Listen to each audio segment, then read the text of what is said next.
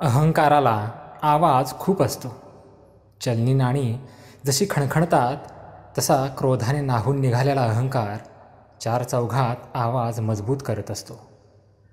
पण सत्य हे कोऱ्या करकरीत नोटांसारखं असतं. ज्याच्या खिशात असतात त्याचं मूल्य आपसुकच वाढतं. त्याला आवाजाची गरज नसते. खुसखुशीत करकरीत नोटांचा सुगंध जसा पसरतो तसा सत्याचा सुगंध दूरवर पसरतो आणि विजयश्री खेचून आणतो.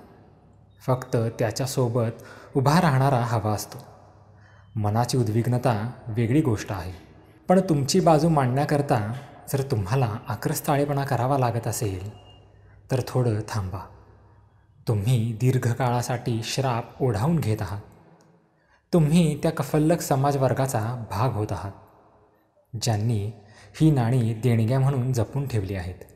तुमच्या अस्तित्वाला सत्यरूपी नोटांचा करकरीतपणा असेल तरच तुमचं मनुष्यत्व संपूर्णपणे फुलेल. नाहीतर जी चिल्लर जमा करत आहात त्याने तुमच्या अखंड अस्तित्वालाच कीड लागेल.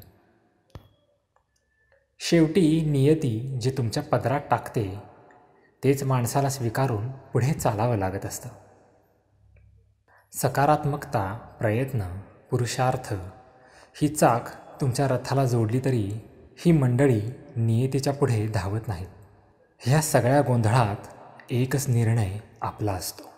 आपण ते कोणत्या मानसिकतेतून स्वीकारतो हा एक निर्णय खेळ उलटवण्याचं सामर्थ्य ठेवतो.